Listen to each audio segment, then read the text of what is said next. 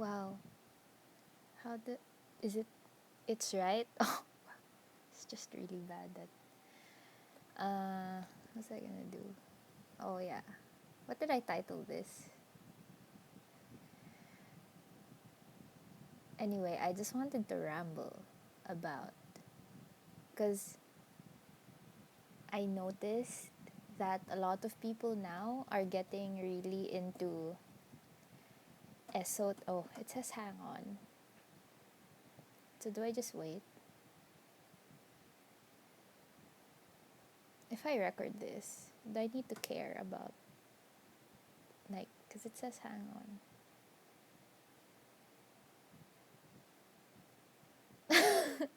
What do I do? What what are these buttons? Can I have a filter?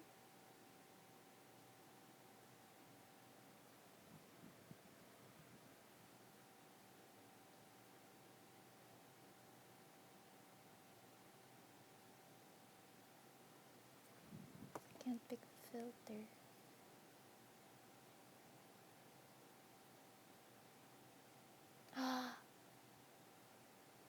Yes, it's a vibe. Does it? It can be there. Okay, cool. Let's go. So I noticed. Wow, I hope this works. Technologically challenged Chloe. So anyway, I've noticed that a lot of people are now getting more into manifestation and more esoteric things, which is cool. Like, hello, book me for a tarot reading. Uh, but yeah, so I wanted to talk about it because everyone wants to talk about the law of attraction. But did you know that there are like around 12 universal laws? Actually, there are more depending on your sources. So yeah, I did want to talk about that because I had this dream in who's that? Hello, Jam. I'm I'm in the middle of your podcast. Actually, my brain can't. Can I wave? How do I do that? Oh, there. So yeah, hello. um, Listen to the Gig is Up PH. Their first episode is out. What was I saying? Yeah. So I had this dream in July. It says here July 12. So I had this dream in July 12. And then I kind of spiraled into studying the universal laws because I already knew about. Yes, it's so fun. Really. Okay, sorry. I get distracted really easily. What was I saying? Yeah. So I had when I had that dream, I was sent into a spiral of studying and research about the universal laws, of which I found out that there are really a lot. But the most famous one that a lot of people it's gaining traction now because it's the law of attraction. So that's actually law number 4 of like all the laws. But yeah, I wanted to talk about the laws and rant about the law of attraction and manifesting. I, I wanted to rant about it or ramble more of because you'll see a lot of because it's gaining traction now. You'll see a lot of different people talking about it, like oh you need to be in a certain mindset or visualization or scripting. There are a lot of ways, and wow. Wait, I just noticed my hair. It's really anyway. But yeah, it's you can find a lot of information, but I guess it's something that I wish that more people would get into is the other universal laws. And I'll get into it. I'll get into it. Teka lang. Teka moment. So, I wrote it down because I love taking down notes. Hello, Jayman. What's up? Buy his cookies. JC Bakes. Really good cookie dealer since college. So I'm excited about that. Anyway, universal laws. There are, if the more available sources you can find, like even just through a quick Google search, it's wait, like a quick Google search, you'll find like one of the more popular links is that there are 12 universal laws. Some have like up to 15, 13 laws. I'm not sure. Again, it depends where your sources are. The one I based mine off of and these notes had 12. Hello, Josh. Hey. Okay. So I already gave you part of this lecture. lecture. Yeah, so Josh probably knows part of this already. But yeah, if you're just joining, I kind of rambled on about like law of attraction and why I wish that wasn't the focus, because I feel like because it's the law of attraction, it's about what we can get in a more often than not physical sense from what's like around us, or like what can we be given, what can we get, parang that. But we don't, it's not as present, like watching, like seeing what goes behind the scenes. And that's why I wanted to talk about the universal laws. Like I also have the Sims. It's cool. Anyway, so the first law is I'm gonna state the laws first. So there are 12 laws. First law is divine oneness. Second law is vibration. Third is correspondence. Four is attraction, which more people know about. The fifth is inspired action. The sixth is perpetual transmutation of energy. The seventh is cause and effect. The eighth is compensation. Nine is relativity. 10 is polarity. 11 is rhythm. And the 12th is gender. We'll get into that. I looked it up. Instagram's cap for live stream is like 4 hours. So we'll see, because I know that I can talk a lot. um, so I'll start off with divine oneness. So that's law one.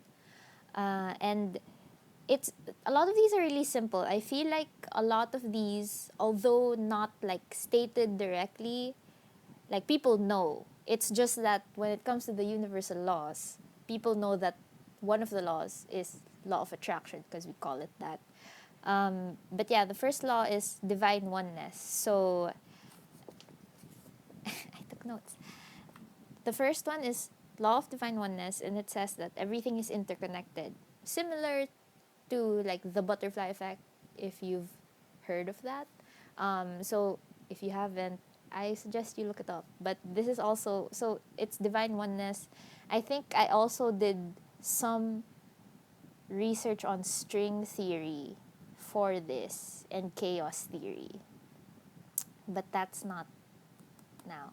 Anyway, the second law is the law of vibration. So like you can see it also, like a lot of people now are like, yeah, it's the vibes, like yeah, because it's grounded, it's in the universal laws, man. Like law number 2 is the law of vibration. So you'll see it online, like everything is energy. I truly believe that. Like if you look it up in science, like correct me if I'm wrong, just trying to remember this, my recall.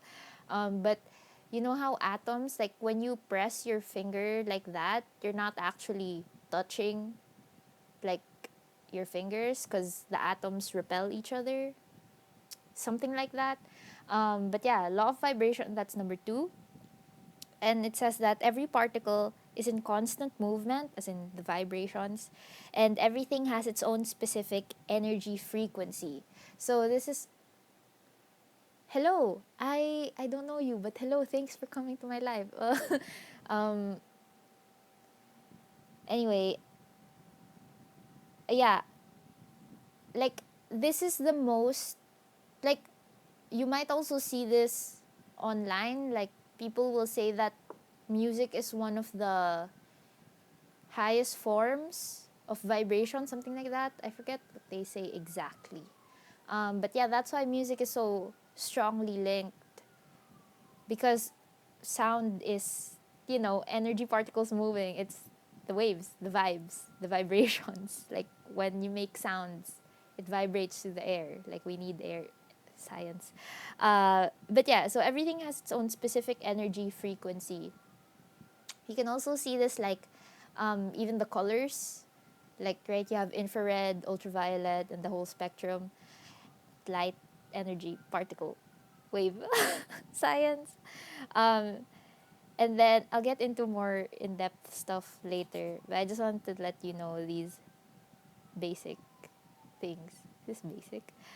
The third law is law of correspondence. And correspondence in that patterns repeat throughout the universe. If you've heard it as well, like as above, so below, a lot of spiritual practitioners say that. Well, at least from what I've seen. So as above, so below. So the large can be seen in the small scale. Like, for example, when you draw spirals, I mean, it's the same thing, but it gets smaller. And then you can also see it in, like,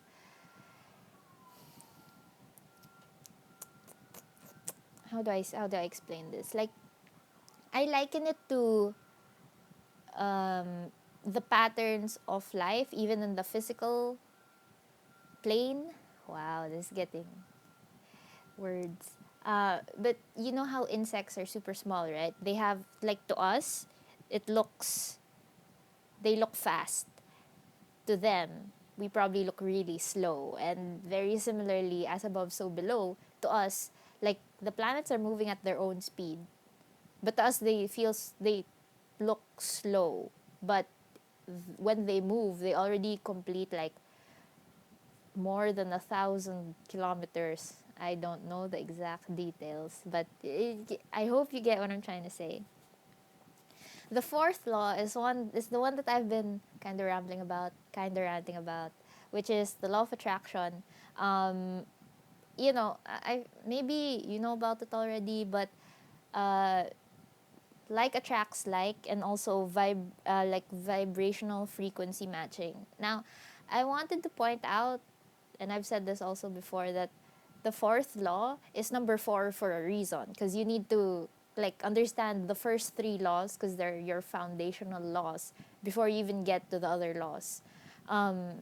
Like, parang, when you're a child and you're learning, like, you need to know the sound a letter makes and how it looks before you make words, and before you connect that some letters or sounds combined make sense versus other things combined. Like, U, G, and H combined to make ugh. But if you made, like, O, G, and H, that's ugh. And I don't think there's a word in English or Tagalog that's ugh. Like, does that make sense? Um, so yeah, I wanted to rant about the law of attraction because a lot of it is like, again, this is not bad. I just wished that more people understood what went behind the scenes of this and why the law of attraction is called the law of attraction, because there are three laws that come before it, and a lot of people know them, but the connection, like, I'm talking about, like, connecting the dots. Uh, so yeah, 4 is a foundation, like a number of foundations. It's groundedness, and I'll also get into angel numbers someday, hopefully. But yeah, because numbers also have their own vibration, and you can look this up. You can learn about it in numerology if that's something that interests you. But yeah, 1, 2, and 3, like, you need, like, to have a to have a better understanding of the fourth law, which is law of attraction. It's easier to understand first 1, 2, and 3, because when you think about the law of attraction, like attracts you also factor in your understanding of, like, divine oneness. So when you're manifesting, you understand that it needs to ripple before it reaches you on a more physical level. And then the law of vibration is similar to the law of attraction, like attracts like. There's sort of like a vibrational frequency match for the thing you're attracting. You'll also, I don't know, but you'll also hear this probably online, like when you're doing manifestation, which it's also in the other laws after number 4. But sometimes the things that you attract can be like, despite it being what you want, is it what you need? Again, get more into that. This is a whole thing. And correspondence is, um, things that you attract. You can also see them differently, but like the pattern of the small is also the pattern in the large. That's law 3, law of correspondence. So for example, and again, it doesn't necessarily have to be for every single thing, but for example, like I've shared this before, but in my experience, when I'm really like in turmoil, in turmoil mentally, I realize that my surroundings get really messy. And that's like, because it's physicalized, I understand that it indicates to me that, oh, I need to figure something out internally, whether it's conscious or unconscious. There's something there. Anyway, that's my big gripe on law of attraction. Moving on to the fifth law. Who is watching? Wait. Oh, it's still Jam. Hi, Jam. If you have any questions, if you want me to repeat anything, please comment. um, so that if there's something that I'm not expressing the best, I can go back to it. But yeah, so the fifth one is law of inspired action, and it's proactively pursuing and making inspired or intentional steps to help you attract what it is that you want. So again, this goes back into the law of attraction. It's more related to that, because five. I'll get into the numbers some other time, but it's helpful to know that these are how they're numbered for a reason. I also have like this whole chart, like how they feed into each other and connect. Um, yeah. So you know, how when you're trying to attract something, you don't just sit there and lie down. This is probably something a lot of people learn afterwards, after they hear about law of attraction. Because hello, Mia. Um, yeah. So the law of inspired action is that you still have to do something to help, parang similar to, again, the divine oneness law 1. Things need to fit into place before, it's like cause and effect. Have I said that? Oh, no, that's a different law, but again, it feeds into each other. So inspired action is that you have to do something to get what you want, or to get what it is that you need, instead of just like sitting there and not doing anything. I mean, it'll probably get to you, but to speed things up, you still gotta do work. Work is also energy, science. Um, so moving on to law number 6 is the law of what?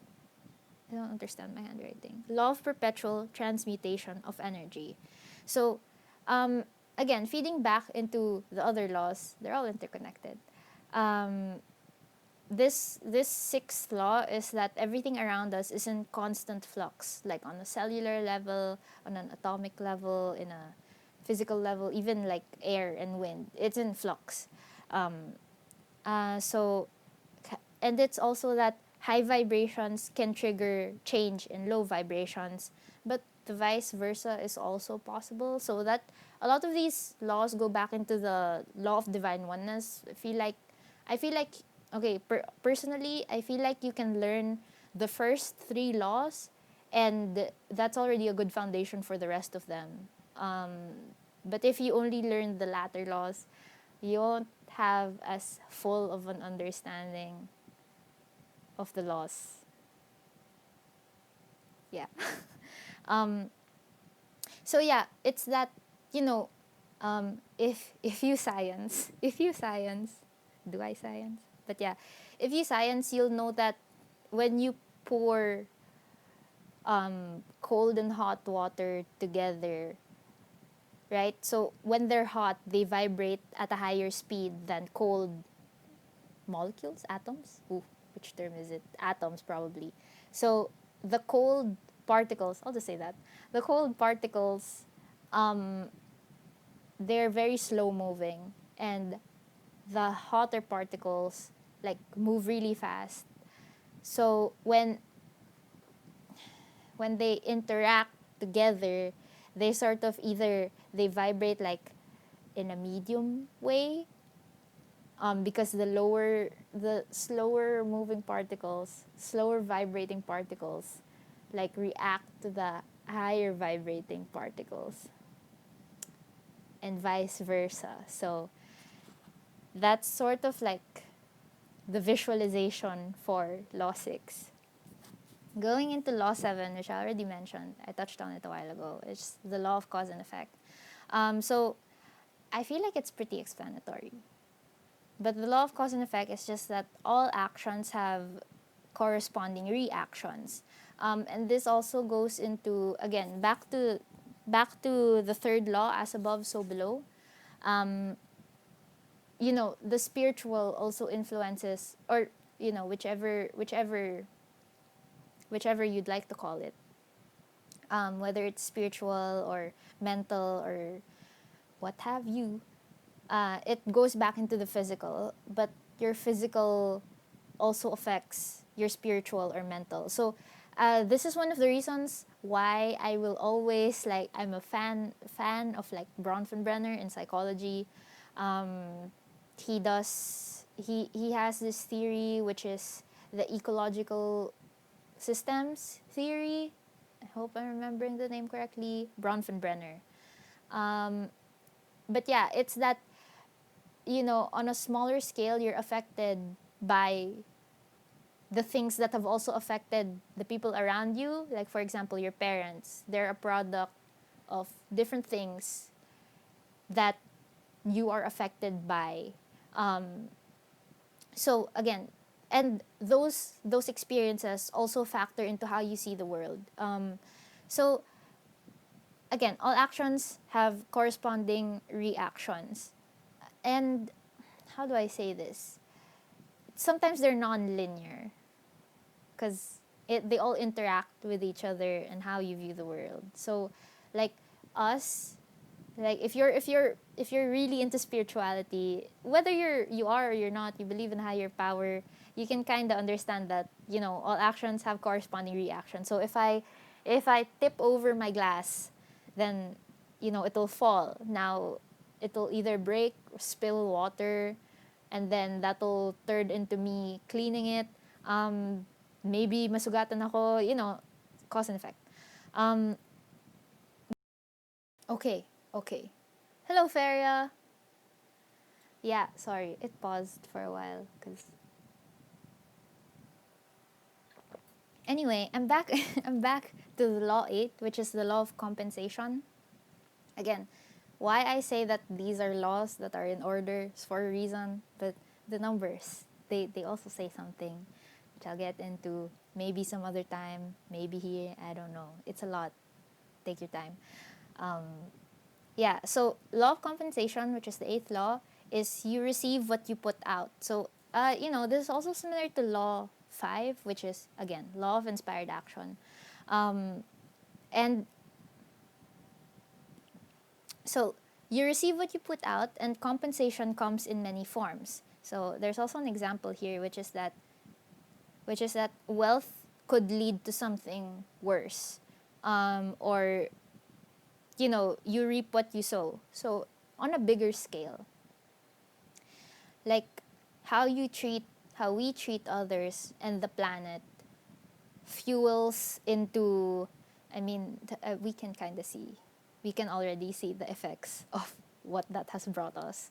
Um, and whether it was because of us directly or indirectly, we still feel the effects of it.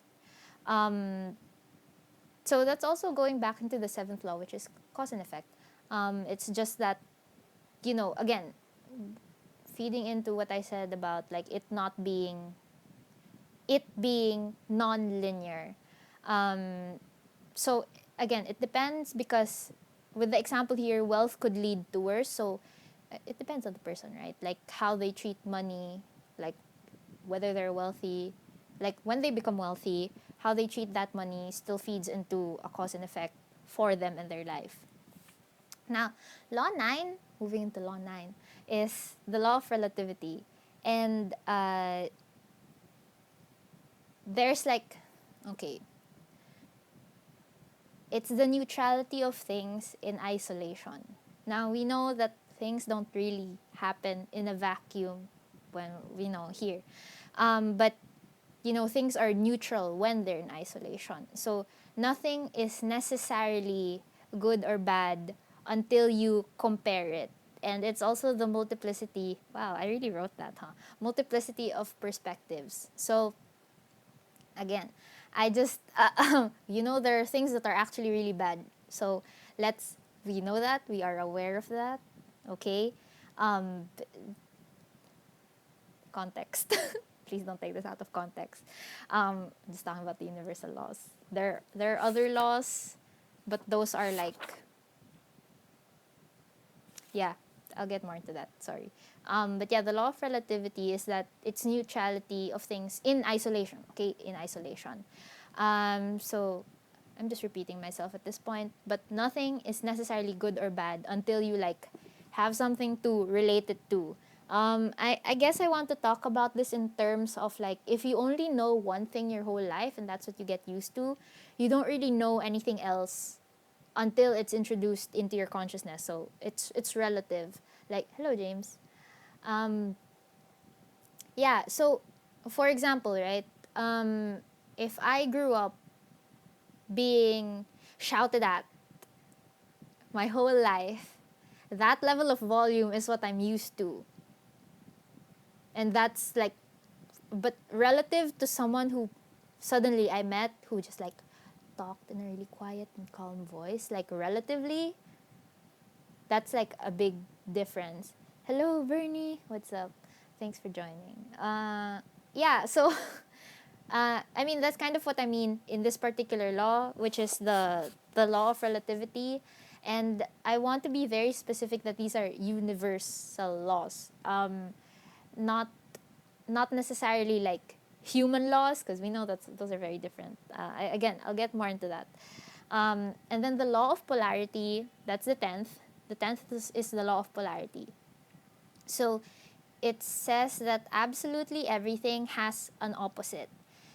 I also wrote that the existence of the opposite allows us to understand life. So knowing that black exists, you know that the polarity is that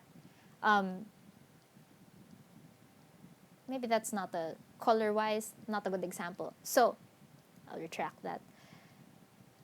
Hello, Alanis. What was I saying? So, what's this called? Like, knowing that light exists, you also know that the opposite, which is the absence of light, shadow, also exists. Does that make sense? So, the existence of the opposite allows you to understand life. So, it's like the yin yang symbol. There's light in the darkness and darkness in the light. It's kind of like that. Oh, that's a really good example. I should just wrote that. Let me just fix my notes. Okay.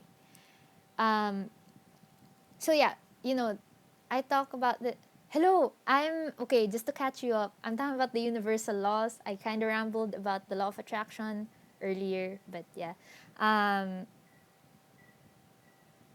yeah. So, like, the presence of something also means the absence of something, and the presence of that other thing helps you understand synergy, synchronicities. Um, yeah, so that's the law of polarity. And again, there are other laws that are need context for this. Um, but yeah, so the 11th law is the law of rhythm. So it's the law. It's similar to the law of perpetual motion, and that also feeds back into which one is that? I think that was law 6. Yes. So law 11, which is the law of rhythm, also relates to law 6, which is the law of perpetual transmutation of energy. So now, going back to law 11, it's the law of perpetual motion, and it's the movement and cycles of life. Like seasons. What's that? Ngayon, hindi po tayo four seasons. We don't have Trump rallies. Ha, joke, because did you hear the news? Like, they had like a rally at the Four Seasons, but it was like a gardening, not the hotel. I think that was what the news was. That aside, seasons, aging, life stages, and also perspective. And I also wrote, wow, I have a little note here that says law of impermanence. That sounds profound. Wow, when did I write that? uh, but yeah, so rhythms and cycles, like you see it in, for example, the moon phases. You know that the moon is the moon, right? But sometimes it doesn't look the same because it cycles. You can think of it also in the life death cycle. Like, if organic matter dies, other organic matter gets to live. Like, if a tree dies, you get mushrooms or fungi, something like that. So that's the law of rhythm. Now, from my source, when I first researched this, there were 12 laws. So this is the last law for that, which is the law of gender. Asterisk. This is not gender in terms of like, you know, I'll explain. So it says here, this is not equal to biological sex. So if you also look at especially Eastern philosophies, there are two major types of energy, which is the masculine and feminine, or the yin and yang. You can also see this in like Jung's work, anima, animus. Now, very important to note, this is two major types of energy. This is also similar, but not quite, to the law of polarity. So just to be very clear, again, I just wanted to say I'm non-binary. Okay, but yeah, just to be very specific, this is two major types of energy, and like they feed into each other, like the law of polarity and the law of gender, because where polarity helps you understand, it teaches you like the grays or the in-betweens. The law of gender helps you balance between those.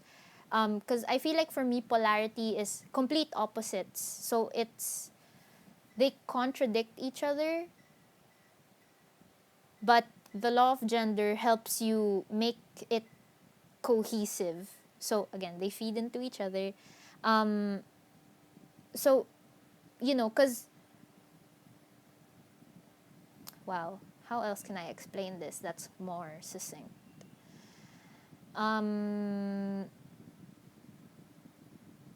Okay, like, so how in my first example it was like black and white. That was my first example for the law of polarity, and then in between you get the shades of gray. But compared to making it colorful, like blue and red, they make purple. Those are like, do you understand how that's like? Am I making sense? Like, that's kind of different. Like, okay, please comment if there's something that doesn't make sense, or if I said something, like, I'm open to it. I'm not sure how to express this in the best way. Hello, Gab. um, but yeah, so here's my quick little chart, or I don't know what do you call this. I don't know if you can see it and it's flipped, or if you can read it properly. Yeah, this is how they you understand each other. I made the connection so that this is the fourth. Is it the fourth? Like, the fourth law is attraction, and I love learning too. Like, I did this all in one day. I didn't eat because I forgot. Share ko lang. But yeah, I fell into a deep rabbit hole. Yeah, so law 4 goes to law, which one is this? Law 8, but law 5 goes to law 8. And as you can see, the first 3 laws, like, they're the most foundational. They don't, like other laws, I don't know why I just said that again, but they're the foundational laws. Again, it's also in numerology because I feel like that's too much information for today. So I'll pause that. I'll pin that for if I feel like talking again next time. But yeah, because there's this whole section on numbers. We'll get into that one day. Um, but yeah, so I made an abridged no, like my own version of the universal laws, because the 12 universal laws are already like I couldn't find any other way to like debate them. I tried getting angry at them and stuff like that, and I was like, can't find anything that I don't understand here. So there are 12 universal laws, but I added three from like other sources that I was like, oh, I've never thought about that, because the universal laws are like not necessarily with us. Because, okay, sorry, I just burped. I added three to my version. Okay, please note, this is my version. To my version of the universal laws, and these three that I added, like they're more into the element of human perception. Because a while ago, like with the what is that? The law of correspondence. Yeah, that's the one. So the law of correspondence, like I said, is like that patterns repeat throughout the universe. So, um, oh, that's actually also how like we revolve around the sun, but our solar system revolves around another thing, and so on and so forth. Anyway, um, yeah, but those are the universal laws. So that's why I wanted to be specific about how like the element of human perception of it. So, what was I saying? Yeah, so I added three. They're 13, 14, and 15. So the 13 is the law of gestation. 14 is law of chaos, I guess. Like that's what I wrote it as. And then the 15th law is law of will and belief. So this adds like the element of human perception to it, I'd like to think. So let me just, where did I write that?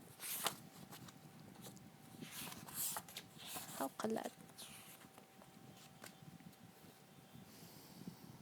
Or is it in my other notebook?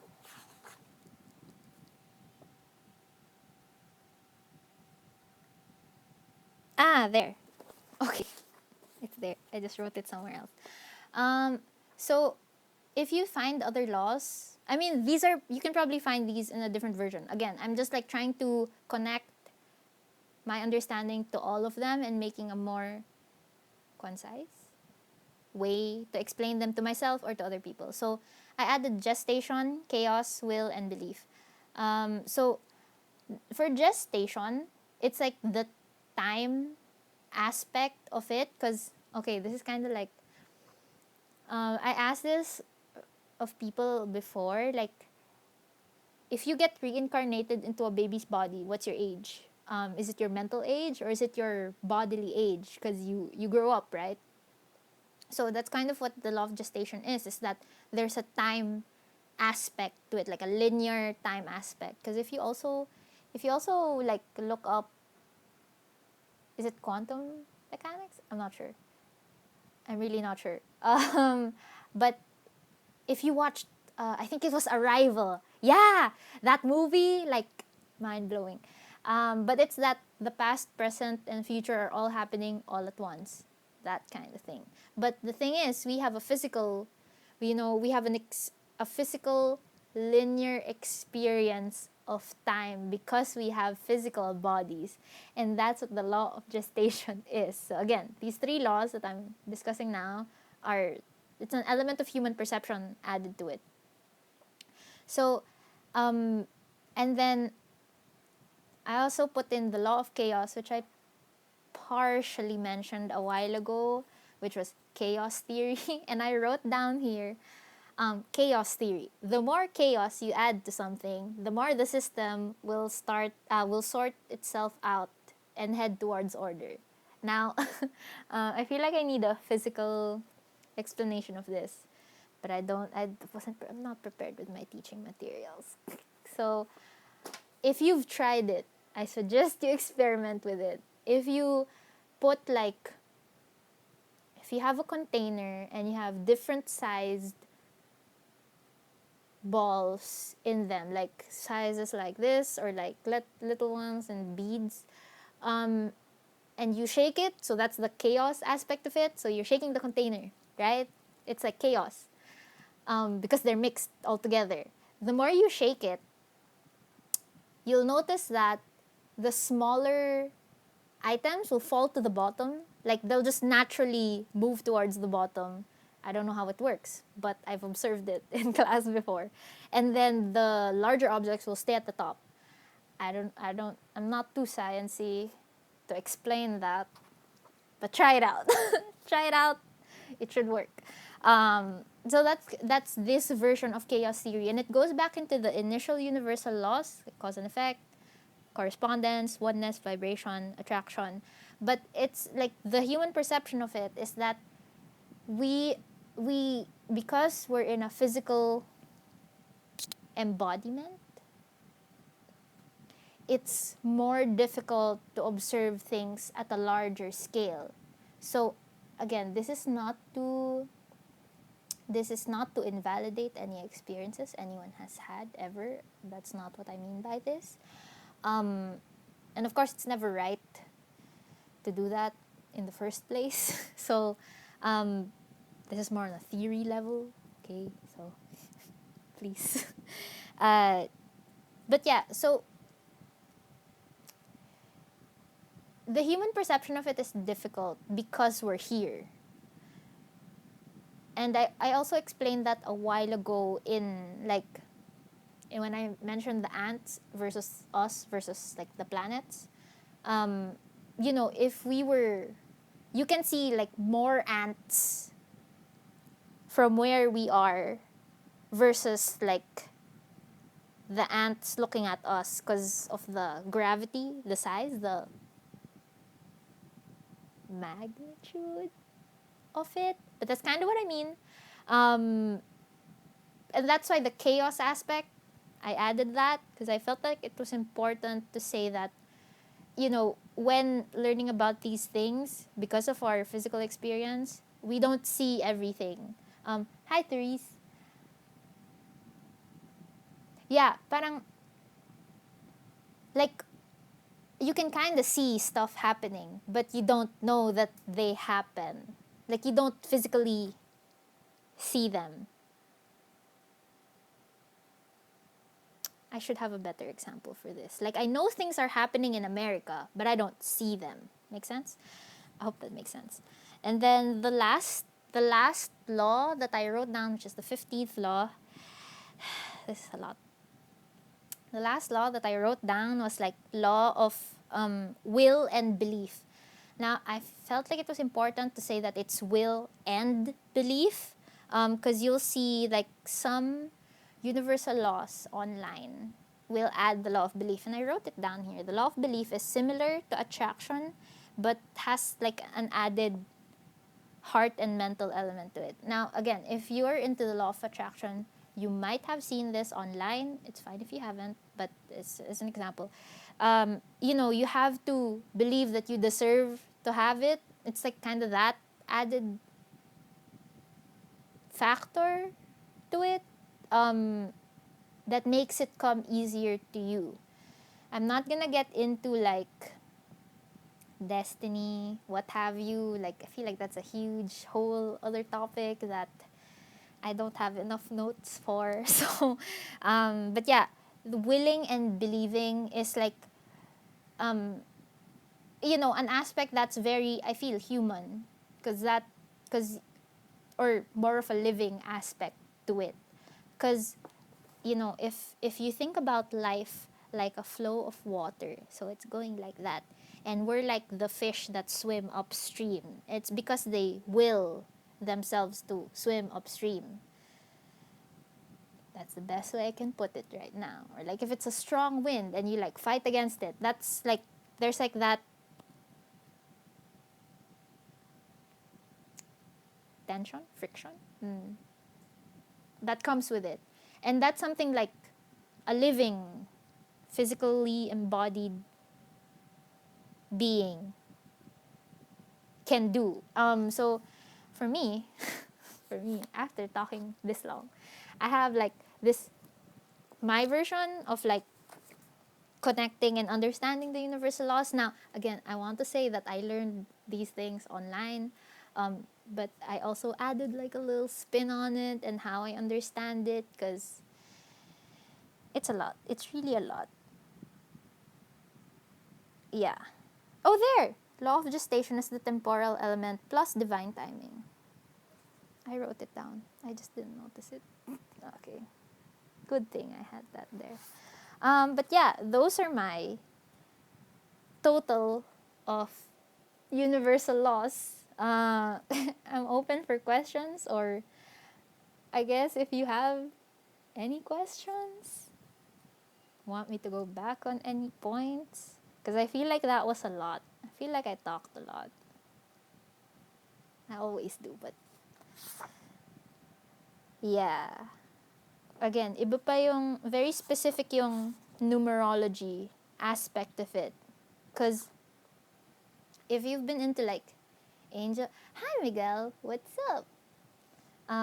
Yeah, I actually just finished, but please stay if you have questions, because I just talked about the universal laws. But yeah, I maybe if I'm in the mood, I don't know, I'll talk about numerology, because that's something that I've been doing recently, studying that along with everything else that I study. I don't know, dami kong time. What? Anyway, yeah. Maybe I'll get into like why the numbering of the universal laws is so important, because divine oneness is number 1, vibration is law 2, correspondence is law 3, attraction is law 4, inspired action is law 5, law 6 is perpetual transmutation of energy, law 7 is cause and effect, law 8 is compensation, law 9 is relativity, law 10 is polarity, law 11 is rhythm, law 12 is gender, law 13 is gestation, law 14 is chaos, and law 15 is will and belief. Now, again, very specific, these numbers, why they're related to the law itself, I can get into that now as a little intro.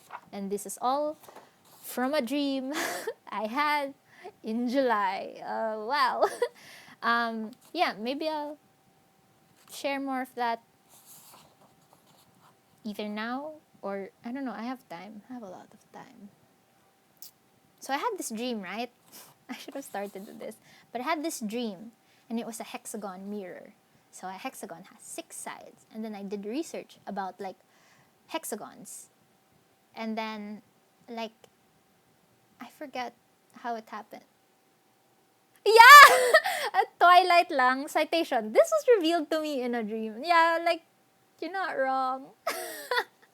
I was led to this path because of a dream of a hexagon mirror, and now I have hella notes on it. Like, it sounds crazy, but it really happened.